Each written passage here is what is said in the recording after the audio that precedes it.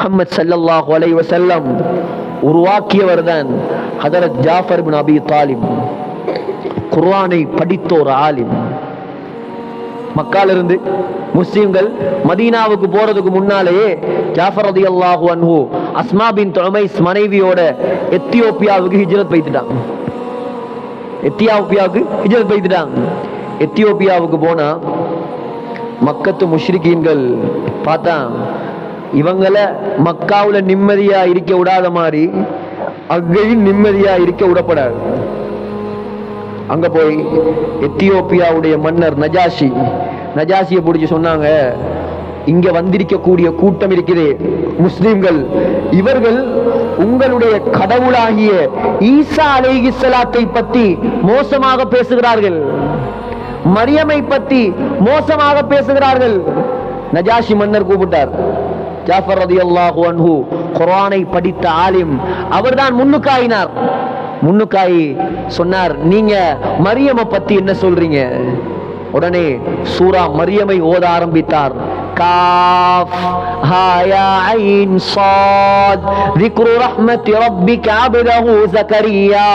மரியம் அலைஹிஸ்ஸலாம் அவருக்கு முன்னால் வந்து ஜக்கரியா அலைஹிஸ்ஸலாம், அவருக்கு மூத்த தலைமுறை யஹ்யா அலைஹிஸ்ஸலாம், எல்லாருடைய வரலாறையும் அந்த குர்ஆன் வசனத்தில் ஹஜரத் ஜாஃபர் ஓதி காட்டினார்.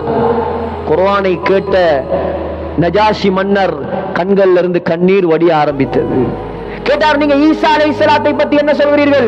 ஈசா அலைஹிஸ்ஸலாம் அவர்தான் ரூஹுல்லாஹ், அல்லாஹ்வுடைய ரூஹ் அவர், வ கலிமத்துல்லாஹ், அல்லாஹ்வுடைய கலிமா அவர், அவர்தான் இந்த உலகத்தில் அல்லாஹ்வுடைய அடிமையாக வாழ்ந்தவர் அவர்.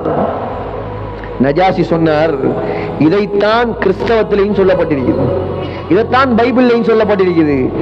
கடைசியாக நடந்தது என்ன? நஜாஷி மன்னர் இஸ்லாத்துக்கு வந்தார்.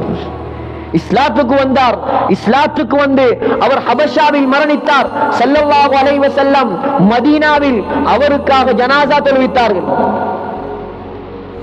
சிறந்த மார்க்கத்தை படித்தவர்களால் அல்லாஹ் அந்நிய மக்களுக்கும் ஹிதாயத்தை நசீபாக்குவான். இன்னைக்கு அல்லாஹ் பத்தி ஒருத்தன் கேட்டா, ஒரு சிங்களவர் கேட்டா, ஒரு தமிழர் கேட்டா, இஸ்லாத்தை பத்தி கேட்டா, எங்களுக்கு என்ன சொல்ல தெரியும் சகோதரர்கள்? என்ன சொல்ல தெரியும்? சிங்கள பாச அல்லாஹ் படிச்சு தந்திருக்கிறான். எவ்வளவு பேருக்கு நாங்கள் அல்லாஹ் பத்தி சொல்லி கொடுத்திருக்கிறோம், மார்க்கத்தை சொல்லி கொடுத்திருக்கிறோம். எவ்வளவு மக்கள் ஆசையோட தேட்டத்தோடு இருக்கிறாங்க. அல்லாஹ் நீங்கள் மாறுங்கள், அல்லாஹ்வுடைய மார்க்கத்தை படியுங்கள், அல்லாஹ் உங்களுடைய முடிவுகளை நல்ல முடிவாக ஆக்குவான்.